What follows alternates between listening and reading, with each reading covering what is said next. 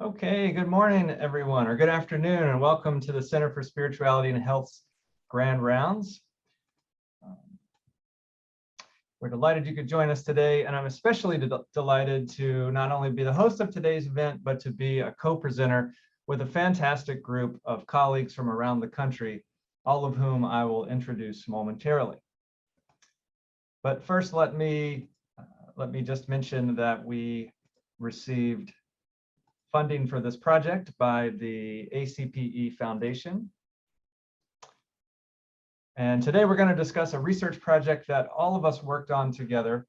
And we'll begin by describing the purpose of the project, who participated, what was known in the literature, and how we designed the study. We'll follow that with discussion of our findings and then an open discussion together about the entirety of the presentation. So let me begin by reviewing the purpose and who the researchers were.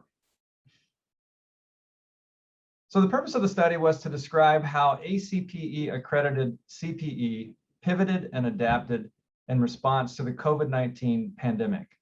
Our specific aims included describing the extent to which educators pivoted to remote CPE delivery, to identify and describe the changes ACPE educators made, as well as the strategies and resources employed in the pivot to remote learning, and to explore the perceived preparedness, self-efficacy, and views on remote CPE of the educators whom we surveyed. The project came about because early in 2020, after the pandemic began in New York City, I found myself saying on a pretty regular basis that the majority of CPE programs have pivoted to online CPE, at least early in the pandemic. But I knew that I couldn't prove that. There were no studies to tell us if that was true or not. And at that time, 3 of the 6 of us were serving on the ACPE Research Committee. That included me, Lex Tartaglia, Professor Emeritus at VCU, and Chaba Silaji, Director of Spiritual Care and Chaplaincy at Johns Hopkins Medicine, Howard County General Hospital. At one of our meetings, I mentioned that this could be an important area for someone to study. I even thought it might be a good dissertation topic for me to pursue. So I spoke to several people about that and determined that I didn't have the bandwidth to lead the study and that I wasn't at the point in my PhD program to settle on a dissertation topic yet. So I reached out to Lex and Chaba independently to see if they had interest in this, and fortunately, both of them did.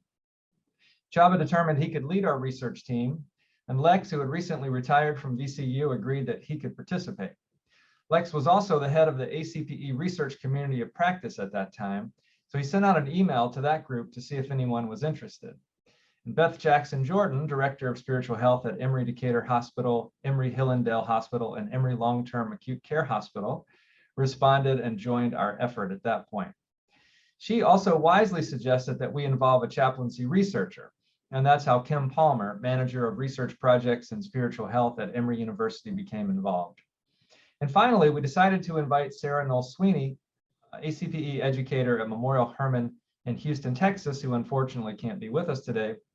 We decided to invite her because of her extensive experience running online CPE programs prior to the pandemic, and because she had previously served as the convener of the ACPE Community of Practice focused on online CPE.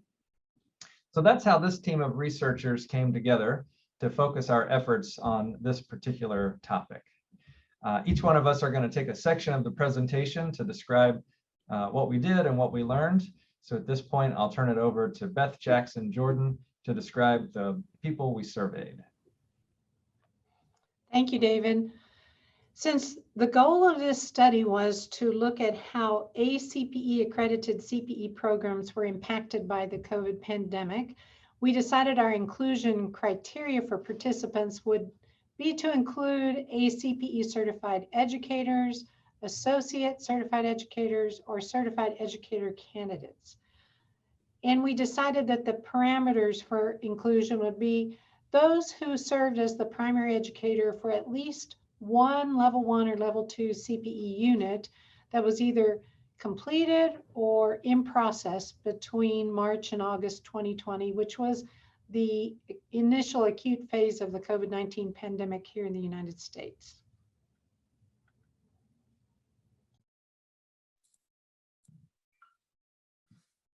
So I'm going to talk a little bit about the the background and the literature. My hope is that this will set the context for our study and do it in a broader context than just CPE, starting out with what was happening immediately after COVID. Well, one of the things we learned is that by April 2020, only 2 months after COVID pretty much hit the United States, 91% of all college classes moved exclusively online. Some of the studies also indicated that 61% of higher education faculty had taught at least one course online pre-pandemic. Despite the fact that that many faculty had done so, studies found varying degrees of faculty readiness to respond to the pandemic and considerable concern among faculty for their ability to meet student needs. And those kind of concerns led to considerable faculty frustration.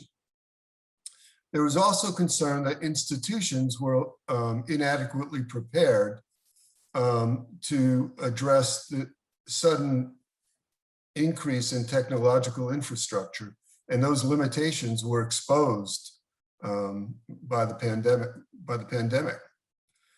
Additionally, unique discipline and pedagogical issues moving from face-to-face to remote learning were again exposed and were not simply resolved by technology alone. Next slide, David. So the context was particularly troublesome and challenging for those of us in the health professions. First of all, we had to continue to provide clinical services, and clinical services were stretched and challenged, often pushed to the brink, as many of you already experienced by the pandemic. There was heightened attention to the health and safety of the public. And there was also heightened need to ensure for the safety of faculty, trainees, and patients. And that was exacerbated by the shortage of PPE. So there was, in the midst of all that, a requirement to seek alternatives to face-to-face contact for the care of patients and families. In addition, there needed to be a determination and assessment of who was essential. What were the status of employees? What was the status of students? Were trainees students? Were they employees? Those kinds of questions were answered differently by different organizations. In some instances, professions such as chaplains were determined to be a non-essential and furloughed. Next slide. So that was particularly challenging for those of us in CPE, where students were, especially CPE interns, were considered non-essential, that they provided a health risk to the organization. And many CPE programs either stopped direct patient care or were canceled shortly after the pandemic. It accelerated a need for educational innovation and transformation while minimizing risk, as you can well imagine. In the midst of all that, those of us that had accredited programs needed to maintain program integrity. How we're going to ensure that students got what they came to get and were prepared to go out into the world and practice, so that we had to develop strategies and methods to assess student learning and clinical competencies without being able to fully do face-to-face clinical experiences. We were graduating students in high demand professions, and we needed to make sure that they were prepared to enter an uncertain healthcare environment. We also needed to follow the lead of discipline-specific accrediting bodies. And any number of accrediting bodies approached what was going to be required in terms of clinical experience differently, and that put an additional burden on institutions of higher education. Next slide. So what was some of the response to the onset of the pandemic? Well, first of all, the easy part was the transition to remote delivery of program content, often in the form of didactics or other kinds of content delivery. That was easily moved to a remote or virtual environment. The simulation took center stage as a virtual tool of choice for early learners. And there was an increased dependence on case-based learning using asynchronous or synchronous methodologies. In some instances, there was a development of virtual bedside teaching where faculty moved around from patient to patient with laptops while students observed from a distance. And of course, there was an increased dependence on telehealth, telemedicine, and in the instance of spiritual care, Tele Chaplaincy. So what are some of the things that we learned as a result of some of the other literature outside of CPE?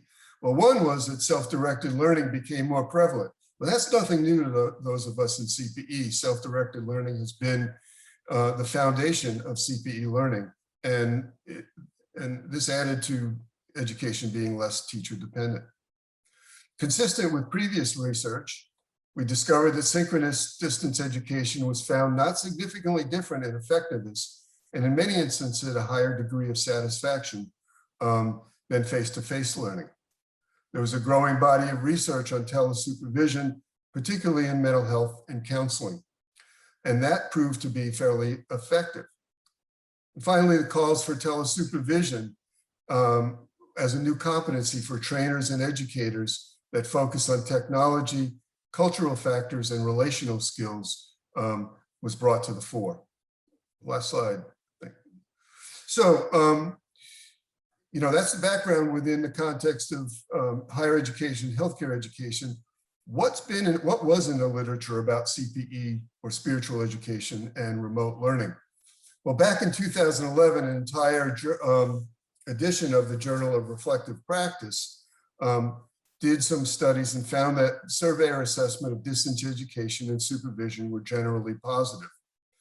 That the virtual classroom created a power disruption that promoted adult learning, again, consistent with what we do in CPE. Pastoral care faculty at a couple of seminaries utilized asynchronous distance found that conversational participation was equalized. Students who were more reserved had more time to listen and hear one another as well as reflect before responding. So introverted versus extroverted student participation was more neutralized. There was more dependence on videotaping role plays similar to simulation, and that created a new lens for observing group dynamics, and people were able to look at that and reflect on it differently. They also found that this new transition to remote learning created a good deal of student anxiety, which actually deepened empathy for one another. And finally, as our colleague David indicated in a recent paper, all of this leads to a call for further research on remote learning in CPE.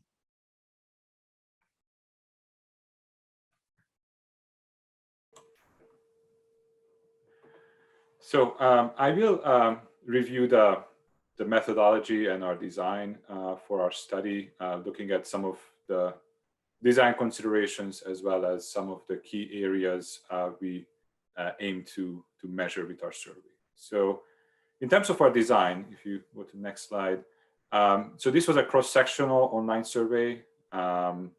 We developed our survey questions and items. Our team did that, as well as had others take a look at our pilot survey and give us some feedback about how they read our questions and whether we were getting the data that we were wanting to get.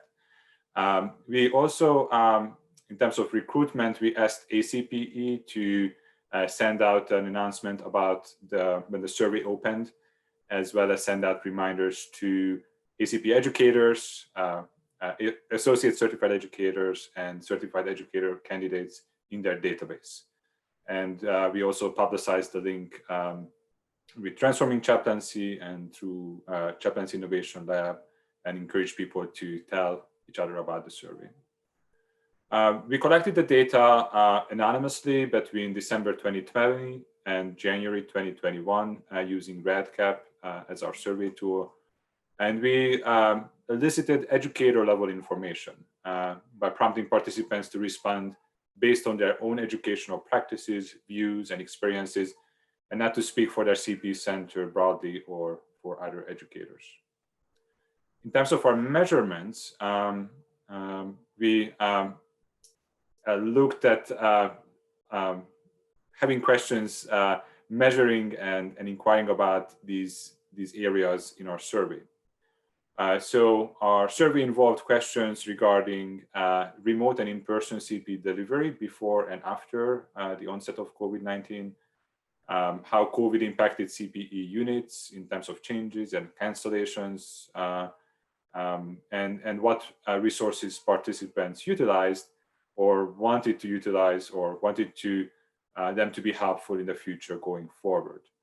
There was also part of our survey that explored participants' preparedness to and self-efficacy for remote CPE, as well as looking at a comparison in terms of how effective remote CPE and in-person CPE is in achieving outcomes, ACPE outcomes for students. And at the end of our survey, we also had 2 open-ended questions to elicit free text responses. One question inquired about what else educators would like to share about the impact of COVID-19 on CPE. And our second open-ended question was a forward-looking question to the future and asked about what is something from the COVID-related changes that participants would like to see continue in CPE beyond the pandemic. And of course, we also gathered demographic information and information about professional backgrounds. With our pre-post COVID-19 question, we realized in this process that we didn't really have baseline data. We didn't have surveys in 2018, 19, 2000, like we didn't have really a baseline to compare and look at changes that way. So our survey had 4 pair of pre-post questions that were basically identical. The one looked at asked participants about consider their CPE delivery before COVID, for instance, in 2019 up until February of 2020. And the second part of the paired question asked about the same topic since the onset of the COVID-19 pandemic. And these questions asked about the ratio of remote and in-person delivery, of structured group or individual instruction, synchronous, asynchronous methods of learning, asked about educational components delivered remotely. And we also asked about the supervised clinical practice, which is a very big part of CPE, and whether educators had students complete at least part of that practice remotely. There was a group of questions that asked about pivoting to remote CPE, about how educators may have had to make abrupt changes to in-progress units, and what were the factors that prompted those changes, as well as how many students were impacted by those changes. We also asked about resources, and so we developed a list of 11 potential resources, and we asked, first we asked about how helpful they found them during the pivot to remote CPE, as well as whether they utilize it or not, each of those resources. And then later on, we also had the same list of resources, but we shifted the question to ask about how helpful they want these resources to be in the future. So we are looking at desired helpfulness in the future, a sense of future helpfulness for participants. And we also had an instrument to look at and explore educators' self-efficacy to facilitate remote learning in CPE. And so we were asking about different tasks of educators and how confident they feel that they can perform perform those tasks as part of their CPE groups, remote CPE students, working with remote CPE students. And we also wanted to ascertain educators' views on how remote CPE compares to in-person CPE in terms of producing at least equivalent learning outcomes effectively. And so we asked that question in a general sense, as well as we asked that question specific to the pastoral formation, pastoral competence, and pastoral reflection learning outcomes. And as I mentioned, we also had the 2 open-ended questions at the end.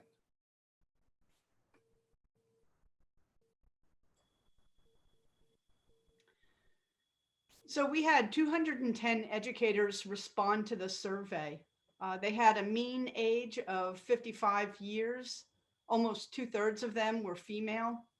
Most were white, with a good representation of African Americans, and then a smattering of other races reported. The vast majority of the respondents were certified educators, 91.9%. And then there were about 2% of associate certified educators and 6% of certified educator candidates. Our respondents had a fair amount of experience. Over half had more than 10 years of experience, and 3/4 had at least 5 years of experience. So one focus of our study was to identify the degree to which educators were using remote delivery of CPE instruction, both before and after the onset of the COVID-19 pandemic. So before, what we found was that 82% reported fully in-person instruction, with about 17% having some degree of remote and 5% being either mostly or fully remote. Next. And then after the onset of the pandemic, that sort of turned on its head. So then there were only 12.9% of the respondents had fully in person, so a precipitous drop. And the most or fully remote proportion rose to 67.5%. So when we consider the people who had already been providing in-person education, fully in person, 84% of those incorporated at least some remote. Next. Of the folks who are already using at least some remote, 67.6% increased their use of the remote methodologies. So there was a major shift to remote CPE instruction during the initial phase of the COVID-19 pandemic. So how much of it was synchronous? Well, for those that were already using some remote delivery of CPE instruction, about 50% used fully synchronous methods, both before and after the onset of the pandemic. And in contrast, people who were new to using remote used a much higher proportion of fully synchronous. So all educators used substantial portions of their material in fully synchronous manner, but a larger percentage of educators new to remote used that fully synchronous delivery. And we thought possibly that was an attempt to replace in-person activities with video conferencing. So if we turn to what was delivered asynchronously, this chart shows the different types of activities that educators endorsed delivering in an asynchronous manner. Next. The most prevalent asynchronous activities endorsed were webinars or videos that students were instructed to go watch, discussion forums, and written peer feedback. There were also free text responses that included asynchronous activities of using a self-care log, podcasts, research journal club or literature review, and independent study, for example, preparing for board certification. So when we look at what components were delivered remotely, we see that people who were already using some degree of remote before CPE used a lot of individual supervision, didactics, verbatims, and IPR delivered remotely. And then after the onset of COVID-19, those people even increased their use of remote delivery for those components. Next. The people who were new to remote delivery also had high use of individual supervision, didactics, verbatims, and IPR, but to a lesser degree than the folks who were already accustomed to remote delivery. Next. That's just what I just said. You can go ahead and skip. So now we take a look at how much remote clinical practice was used in CPE. So before COVID-19, about 17% of educators responded that at least some of the clinical practice was delivered remotely.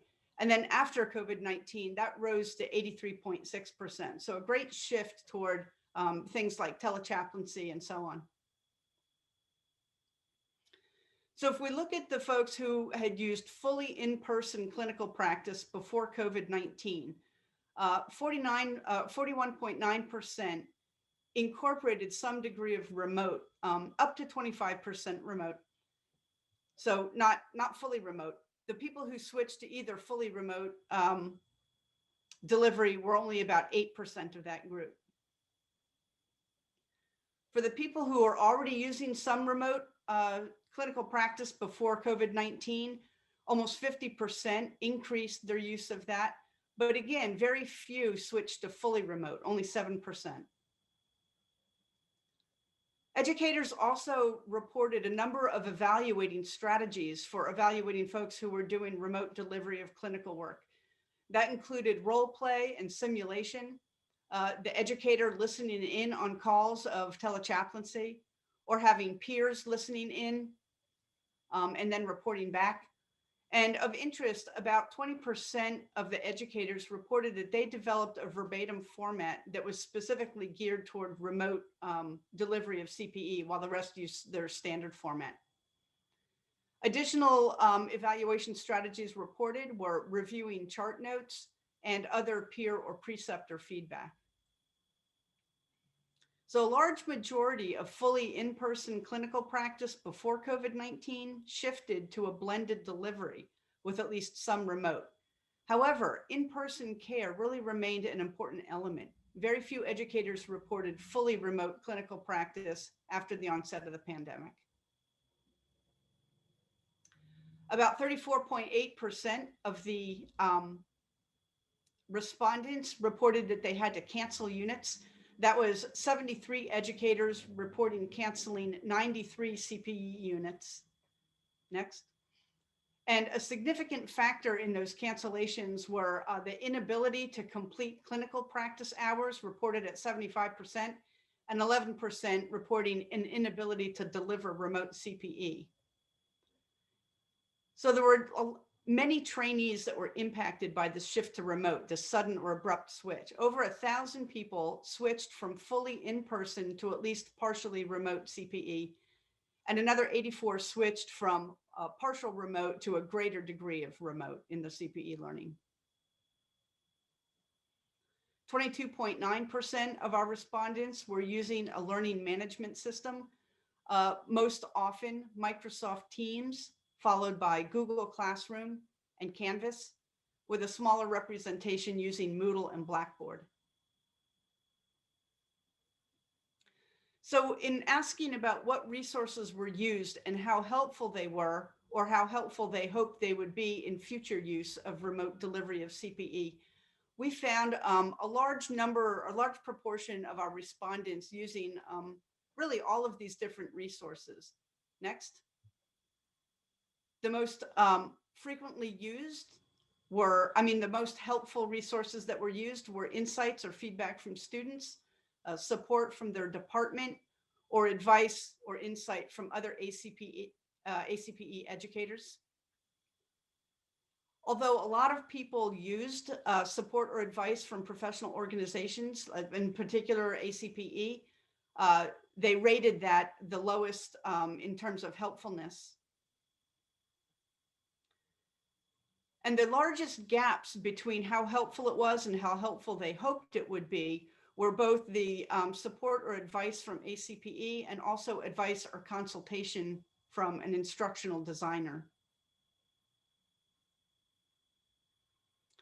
Free text notes also enabled people to indicate additional resources, either needs or suggestions, and those focused on the importance of the ACPE and communities of practice. For example, in endorsing the value of remote learning, providing clarity on accreditation requirements, bringing educators together to exchange ideas and support for each other, and perhaps even providing a learning management system. Technological support was also a big need for things like Zoom or WebEx or OneNote. Institutional support and laptops was identified as something that would have been helpful. and also practical training with the technology.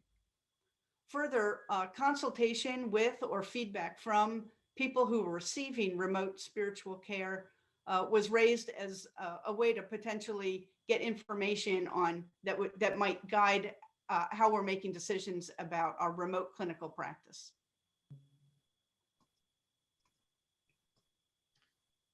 Great. So we have a couple of limitations that we noted about our study, and one of those was that the study was descriptive and largely exploratory based on a cross-sectional survey of CPE educators. Therefore, we're unable to determine causality. And we used a self-report method of data collection, which is subject to a number of different biases, social desirability and recall bias, particularly. The implications of our study, I think there are more than two, but two that we want to highlight is the need to develop and adopt evidence-based practices for remote learning in CPE.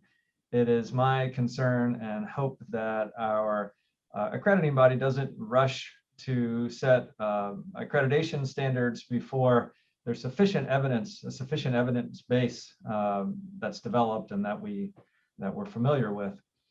And there's a need to enhance competencies to use remote learning effectively, creatively, and relationally in the context of CPE.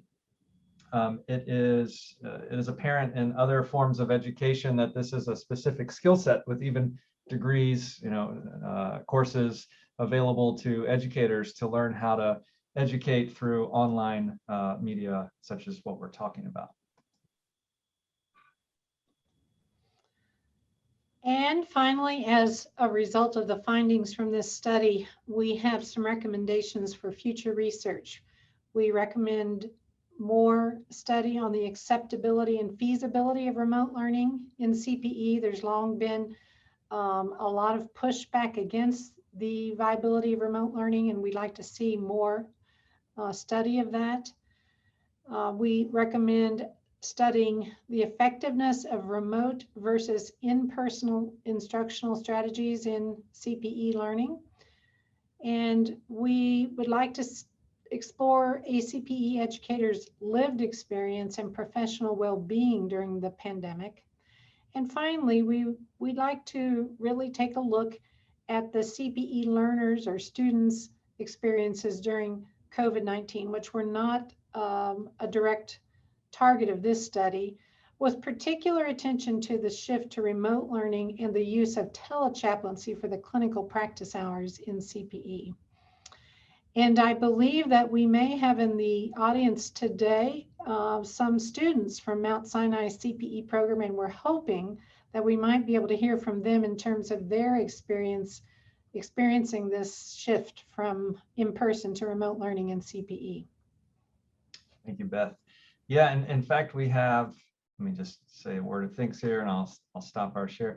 So we have two groups of CPE residents. We have the current CPE residents, and we also have a couple of last year's CPE residents. So as you know, the pandemic has spanned at least two residency groups. So if any of our current residents or former residents have any thoughts about the student experience of making the pivot from complete in-person learning to some portion of remote, we'd welcome that. We also welcome any questions or conversation that you'd like to have about anything we've presented at this point. So I'll open the floor up for comments and questions.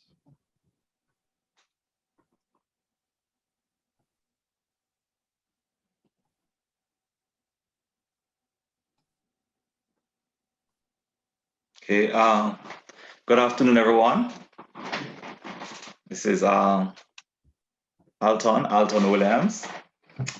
I belong to the group that was actually thrust into remote learning and Tele Chaplaincy just as the pandemic hit. As a matter of fact, I had a baptism of fire, I would say, David, into all of this, because I was one of those persons who contracted the virus and was sick for 2 months in the residency.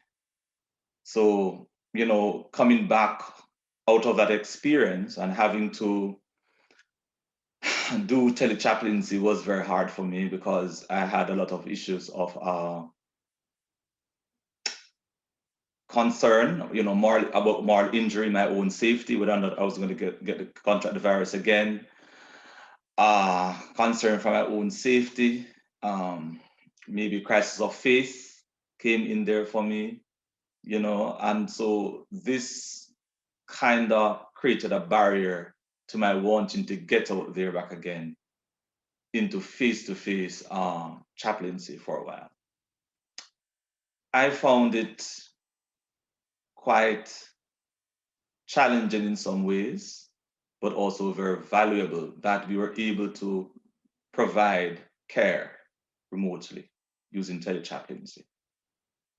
The challenge I found is that sometimes I did not feel as close, you know, that kind of intimacy that the pastor or caregiver and the client experience in face-to-face when you're there with the person in the room, you know, how we would connect and so on. It was kind of difficult in some ways to establish that level of connectedness and intimacy and closeness with my patients. But in another way, it was a relief in that I was sure that I was not endangering myself and the clients, you know, in the process of trying to provide care. So, you know, I found that it was, to me, in my opinion, having done care in both ways, directly and also by Tele Chaplaincy. I think that Tele Chaplaincy, in my opinion, is like half a loaf. You know, it's not the same thing in my assessment, but it's like half a loaf is better than none. You know, but I'm seeing as we go along that maybe a hybrid approach to chaplaincy, where we blend both approaches to care, might be something we want to explore for the future. And right now I'm back in pastoral ministry, and this is something that we too at that level, at the church level, congregational setting, we have to be using. We have a situation where we do ministry where there are some persons that are sitting in their congregations, and there are some persons that are joining us by Zoom, by Facebook, by YouTube, you know, and I think that maybe this new norm, this is a new norm going forward, you know, so it's something that we need to own, something that I think will be proving valuable to us, you know, in different spheres going forward. So thank you for inviting me, and thank you for the opportunity of sharing my insights and my experience, my lived experience. Thank you, Alton. In this regard. Welcome back. Thank you for your comments. That was really, really helpful. Before we comment on what Alton said, I just want to invite Kate, Andre, if Kate, you want to say a few words about your experience, and then we can have some more conversation. Sure. Thanks, David. Hi, everybody. I'm Kate, and I was another resident at Mount Sinai last year, 2019 to 2020. And we were I think one thing that maybe I didn't hear, if it was mentioned, apologies, but in the study was the timing of the pandemic, at least in New York City, was interesting in the trajectory of the residency year, because we were just finishing our second unit and starting the third. And that, I think, is a time when in everyone's residency year when burnout is kind of happening anyway. So to have that be occurring while the pandemic is happening, and that was hard. And I think in a way, the transition to remote learning was a blessing, because everyone got to have a little extra rest on our education days without having to do the commute. And And I know a lot of folks in the program were concerned about that commute, about safety on public transit and whatnot. So I think it decreased stress for a lot of people to have those remote learning days, which also had baked into them some extra downtime that we didn't have when we were in person. But that said, we lost the opportunity to just chat as a cohort in unscheduled time before and after didactics, and all that other kind of hard to quantify those pieces of being a part of a community were kind of gone. From my experience personally, I happened to also be pregnant when the pandemic hit and in my first trimester. So my clinical experience in that last unit of CPE was Tele Chaplaincy. And it was very valuable, but it became hard to maintain as the COVID cases decreased in the hospital and there was more need for in-person care. So it was an odd way to end a residency year. I think one other factor for residents that is worth mentioning and thinking about was because of the timing of the pandemic, it may have had an impact on people's ability to look for jobs, to interview for jobs, to travel to potential new jobs. And so that was a piece of it too. I think that was heavy on a lot of CPE students' minds and hearts. More I could say, but I'll leave it there. Yeah, thank you, everybody. Great, thanks, Kate. Appreciate that. Any thoughts about from people's personal experiences or any questions about the presentation? Questions for the residents? Yeah, Rachel. Hi, I'm RVT Rachel Van Tyne. I'm a certified educator with Mount Sinai. I'm part of the 6% of this research project that were certified educator candidates during this time. For me, at that time, I was working with a group of interns who were on site. Thankfully, our unit was ending in the end of March, and so we were able to finish up the unit pretty easily. But then I had a question of, okay, so now what? Wanting to continue with my own educational program and also wanting to maintain our internship program, and worked with David to try to think creatively around how can we still have interns if they can't be on site. It really pushed my creative boundaries. And we came up with a model where students were providing telechaplaincy through to congregations and to some long-term care facilities because no one was able to go into those spaces either. For me, also as a chaplain during that time, doing the telechaplaincy work, I think it really taught me to listen differently. It really taught me to pay attention to what I couldn't see. It made me realize how much we take in every time we walk into a room. And so both having that experience for myself and trying to educate and help students learn how to do that as well was a tough but important experience for me. And we've continued with our online program, which I feel very proud about. We currently have actually a couple of students on this call with us who are in our current unit, and they are split between doing work, some in person in healthcare settings and some over the phone and Zoom in congregational settings. And I think for me, what Kate had just shared, the part that stuck with me was about how do we continue to create moments and opportunities for students, if they're not all in the same place, to have build connections in informal ways, not necessarily through the formal learning pieces of CPE, but how do I build breakout rooms or opportunities for people to kind of have those offline chats in a way, even though they're still online.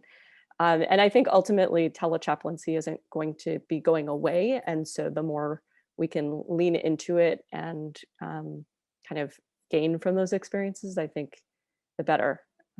So just wanted to share a little bit about what it was like for me. Thanks, Rachel. Other thoughts, questions, comments? Yeah, hi. Good morning, everyone. I'm Peter, and I'm under RVT, Rachel, the current CPE unit we're having right now. And one thing I can say is I'm very thankful for this program because it is very convenient. And in fact, it reaches a lot of people. We have a classmate right now doing this CPE from India and some out of New York. And for me, it really helped me, especially when I'm working and or busy, because it opens up a lot of time for me to learn, especially in the asynchronous learning thing. I can catch up and do my assignments, and this is a good thing that you are having, and I ascribe to this kind of learning. Thank you so much. Thank you, Peter, and welcome. Glad to have you here and glad to have you in our program.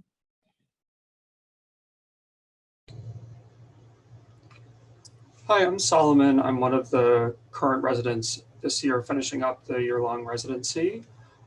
So we've been doing our clinical work in person, and most of the educational elements are still remote. So I appreciate this conversation. One thing that was in the initial part of the background that you mentioned was thinking about asynchronous learning and specifically discussions as part of asynchronous learning. That is something that I heard before in other contexts. I'm also currently in rabbinical school. My rabbinical school is trying to move partly online. So I know this is a conversation that is happening and across sort of settings and institutions. And I would say both at my school and in this program, I found asynchronous discussions to be lacking. And I think, CPE teaches so much about like presence and being with people and sort of feeding off each other. And I'll just say personally that I found that to be something that's really missing from our asynchronous work here. On the flip side, I'll say that I think, I don't know if I can speak for my whole small group, but the experience of doing process group on Zoom, I think initially was a little bit awkward, but we've really grown into it. And also presenting verbatims, even though that's been over Zoom, I've still felt really connected to my group and colleagues. So I think my hope for this going forward is that there's opportunities to be reflective about what is and isn't working, and to not just rely on like what particular one study might say about the effectiveness of particular methods. Thank you, Solomon. Yeah, I mean, a couple of thoughts about that. One of the things we didn't ask in the survey, it was about Zoom fatigue.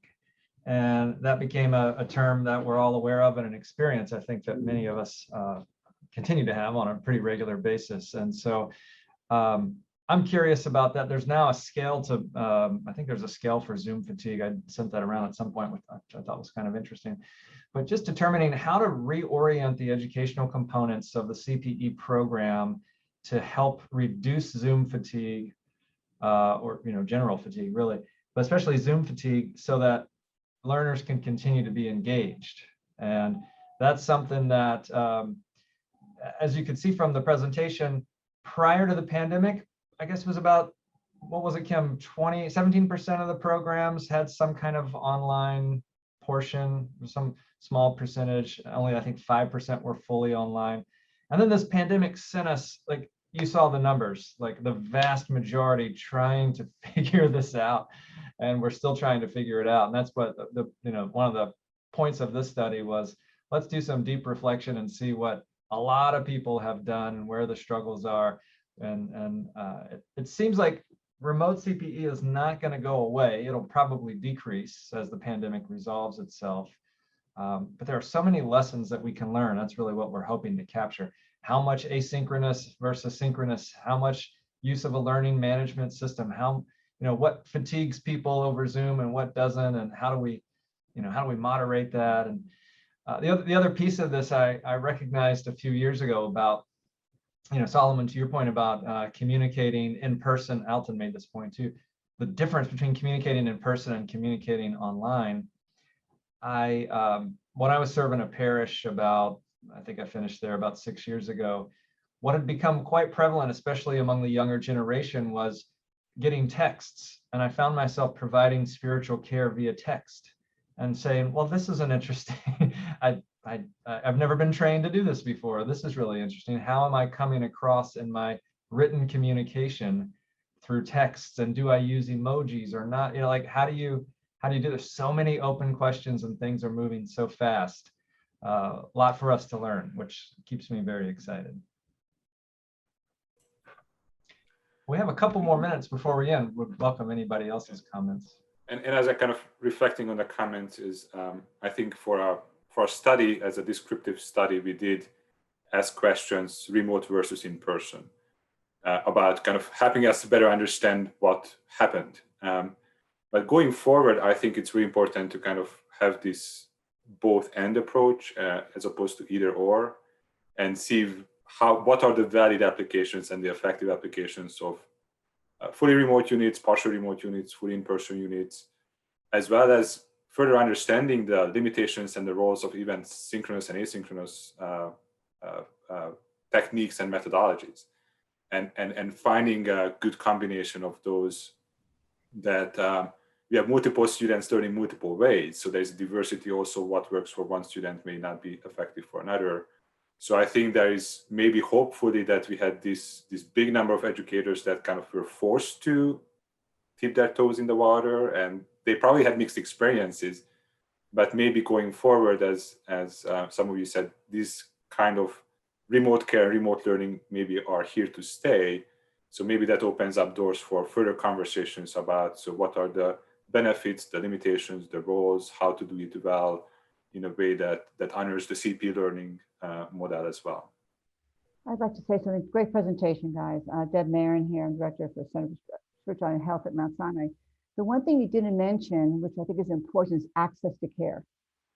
I'm a psychiatrist, and we turned our head into telepsychiatry. And the one advantage of remote learning, or telechaplaincy, is there are not enough chaplains to go around necessarily. And if you can provide access to learning through this platform and provide access to chaplains in areas where there aren't enough chaplains, you know, safety net areas, hospitals across the country, that's something that I think should also be considered in the equation here. Yeah, that's a good point. And another thing we didn't survey or ask about that's very interesting and related to access is tuition. So cost of tuition. Prior to the pandemic, online CPE well, this is all anecdotal, based on my experience, far exceeded in-person CPE tuition costs. So for example, Johns Hopkins, $3,000 for an online unit of CPE. Emory, though, I think is offering it like $500. So the gap is quite wide and trending sort of up. And when I talk to my colleagues about why is that, it's basically supply and demand, because people will pay that price because of the ease of access. And so it's an interesting question. It's a question of value. It's a question of access. Lots of questions around that that I think merit more exploration. That's especially interesting that you mentioned that, the supply and demand, because there goes the access issue again, right? The online delivery makes it accessible to people who don't have access to a physical site where they would come in. But if you price it out of people's range, then it becomes inaccessible again. And I appreciate so much hearing from the participants who experienced telechaplaincy. I think perhaps that was not even an area of consideration much before all of this, and now has opened up a whole new, not only that we can do it, but that there's, like you said, Deb, there's places that need chaplaincy that might now get it that would have never had in-person chaplains to any great extent, but by using telechaplaincy, we can expand those who could be recipients of this kind of spiritual care. I think there are also questions about where in the workflow is telechaplaincy integrated. So are people doing it from home, or are they physically inside the hospital? And for example, on a COVID unit, I mean, God willing, we won't be in this situation in the same way again. Are they doing it from behind the nurse's station? Are they doing it from the spiritual care office? Those experiences are quite different. Well, and I think that, increasingly, we're going to need to be focused on outpatient care. And so certainly Tele Chaplaincy, is a great resource for outpatient care. I just want to thank this, those of you students, especially that contributed. I think you have some great stories, and I was thinking of Alton's story. I mean, people would like to hear that story. I think it's pretty powerful what it's like to have had COVID and had to come back, and not only the risk you took, the challenges that you experienced, and a number of you highlighted Tele Chaplaincies, and you mentioned it, half a loaf. I mean, that's another study. What's the patient or the recipient of spiritual care's experience of receiving Tele Chaplaincy versus face-to-face chaplaincy? There's more studies than we have money and time for, I think, is what we found. That's true. And I like that image of half a loaf. Sometimes I would rather ask it, maybe it's a different type of bread. So maybe it's not half as good, but it's a different type of bread. And again, just looking at those multiple modalities, because it's not just cost that becomes a barrier or a source of inequity in remote learning, but we have the privilege that we have our computers and we can sit in a room where I can participate. So I think there are multiple layers to how, on one hand, remote care and remote learning expands access. On the other hand, it creates other barriers to access as well at the same time. Good point. So I'm gonna wrap us up here. I just want to quickly note that Kate made a good point in the chat box. Tele Chaplaincy also opened up new avenues for family support, as we could call family members rather than hope to coincidentally show up at bedside when they were there, and that continues. Even now, at least at Mount Sinai Hospital. So Lex, just one final word about a paper you proposed. I know that Vanch and Amy are in the process of writing a paper about chaplains' experiences during the COVID period. And so I agree. I look forward to that paper coming out sometime soon, as I think it is an important project, and lots of great stories out there that need to be told, lots of information that we're all holding. So I'm going to end us here so you have at least a couple of minutes to transition to your next thing. Thank you, research team. Thank you, everybody who joined us today. Thank you, Kate and Alton, for coming by and saying a few words.